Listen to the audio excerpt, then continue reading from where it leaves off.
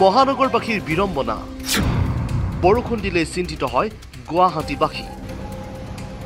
কৃত্ৰিম বানে পুনৰ নোহোৱা কৰিলে গুৱাহাটীৰ আভিজাত্য নিশা মুখলধাৰ বৰষুণৰ ফলত গুৱাহাটীত পুনৰ কৃত্ৰিম বান গুৱাহাটীৰ ক'ত হোৱা নাই কৃত্ৰিম বান যেনিয়ে যায় তেনিয়েই পানী চালমাৰী ৰুক্মিণীগাঁও হাতীগাঁও বেলতলা ক'ত হোৱা নাই কৃত্ৰিম বান চাওক কেইখনমান ছবি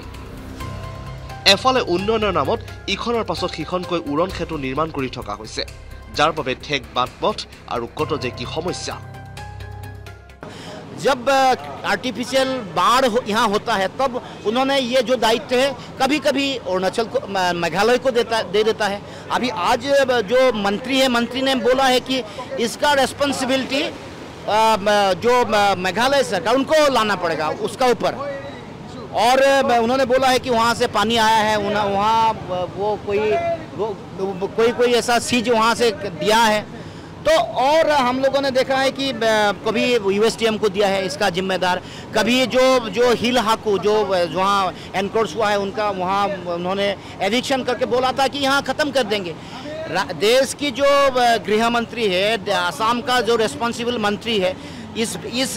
डिपार्टमेंट का उन्होंने भी ऐसा कोई बयान उन्होंने आया है कि सुपर सरकार लाया है वो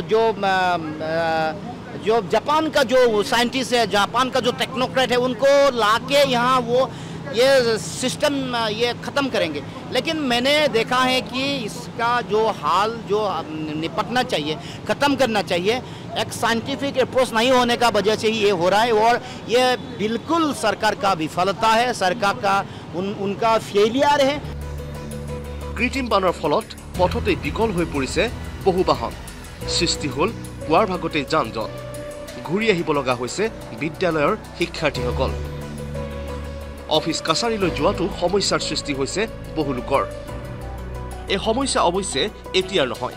প্ৰতি বছৰে চৰকাৰে কৃত্ৰিম বানৰ সমস্যাৰ সমাধানৰ চেষ্টা চলাইছে যদিও প্ৰকৃততে সফল হ'ব পৰা নাই ইপিনে কৃত্ৰিম বান পৰিদৰ্শনৰ বাবে পুৱাতে দুচকীয়া বাহন লৈ ওলাল মহানগৰৰ উন্নয়ন দপ্তৰৰ মন্ত্ৰী জয়ন্ত মল্ল বৰুৱা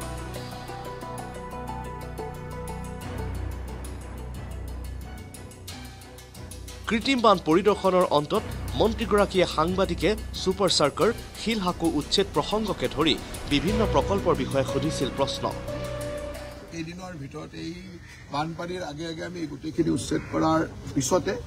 অহা খৰালি ৱৰ্কিং সিজনটোত আমি হিল হাকটো খান্দিবলৈ ব্যৱস্থা কৰিম অহা ৱৰ্কিং সিজনত যদি হিল হাকৰ যিখিনি ঠাই আমি উচ্ছেদ কৰিলো ইনক্লুডিং এই ঠাই গোটেইখিনি লৈ আমি গোটেই হিল হাকটো বহলকৈ খান্দিবলৈ চেষ্টা কৰিম যেটো হিল হাক যদি আমি ভবামতে খান্দি উলিয়াব পাৰো তেতিয়াহ'লে গুৱাহাটীৰ এটা মেজৰ পানী ইয়ালৈ আহি ইয়াত ষ্টৰেজ হ'ব আৰু ইয়াৰ পৰা আমি বঢ়িয়াকৈ ব্ৰহ্মপুত্ৰত ওলাই দিব পাৰিম আজি যেটো বানপানীৰ সমস্যা আমি দেখি আছো এই সমস্যাটো বহু পৰিমাণে লাঘৱ কৰিবলৈ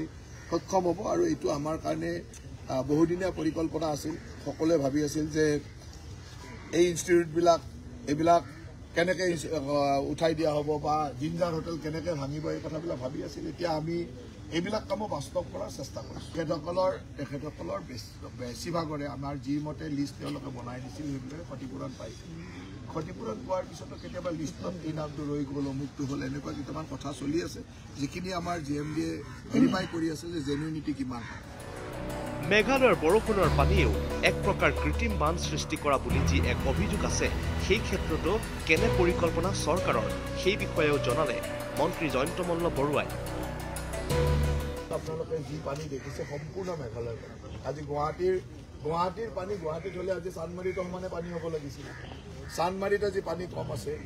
আপুনি যদি গুৱাহাটী ক্লাব এজিপি অফিচৰ বেক চাইড এইবিলাক অঞ্চল চাই আজি পানী তাত নাই আজি পানী ক'ত আছে য'ত মেঘালয়ৰ পানী আহে তাৰমানে মেঘালয়ৰ পানী যে আমাক বানপানী কৰে এইটো একদম স্পষ্ট আপোনালোকে আজি মোৰ লগত যোনে গৈছে এতিয়া আমাৰ ব্যৱস্থা এইটো যে অলৰেডিতো ইউএছটিএমৰ দৰে এজেঞ্চিবিলাকেতো বাদ জেহাত কৰিব লাগে কৰিব গছ গছনি কাটি পানী হুৰহুৰাই নামি অহা ব্যৱস্থাটো কৰিয়ে দিয়ে ইয়াক আমি এটাই কাম কৰিছোঁ হাইৱেটো যাতে পাৰ হৈ চিটিলৈকে সোমাব নোৱাৰে তাৰ ব্যৱস্থা আমি প্লেন কৰিছোঁ হাইৱেৰ পাৰে পাৰে আমি ড্ৰেইন বনাই লৈ গৈ ড্ৰেইনেৰে পামহি হৈ কেনেকৈ দীপৰ বিলত পেলাই আমি ব্ৰহ্মপুত্ৰত ওলাই দিব পাৰোঁ আৰু এটা পৰ্চন পানী এইফালে আনি হিল হাকত পেলাই ব্ৰহ্মপুত্ৰত ওলাই দিব সেই দুটা প্লেন আমি কৰিছোঁ আৰু সেইমতে আমাৰ কাম চলি আছে কিন্তু সেইবিলাক কাম কৰিবলৈ অলপ সময় লাগিব কৰি আছে আজিও আমি কেঁচা ড্ৰেইনবিলাক খান্দি দিছোঁ আৰু আজি যদি চাই মানে মেঘালয়ৰ পানী হাইৱে পাৰ হৈ ৰাতিপুৱা 6-7 বজাতে গৈ আছিলে 8মান বজাৰ পিছত আৰু পানীটো পাৰ হ'ব পৰা নাই আমি তাক ৰখাবলৈ ৰাতিপুৱা ইমান বেছি অভাৰফ্ল' হৈছে যে হাইৱে পাৰ হৈ গুচি গৈছে তাৰপিছত লাহে লাহে আমি তাক ৰখাবলৈ বা ডাইভাৰ্ট কৰিবলৈ সক্ষম হৈছোঁ গতিকে হাইৱেৰ পানীটো অলপতো মেঘালয়ৰ পানীয়ে অসুবিধা কৰিব এইবাৰ আমাৰ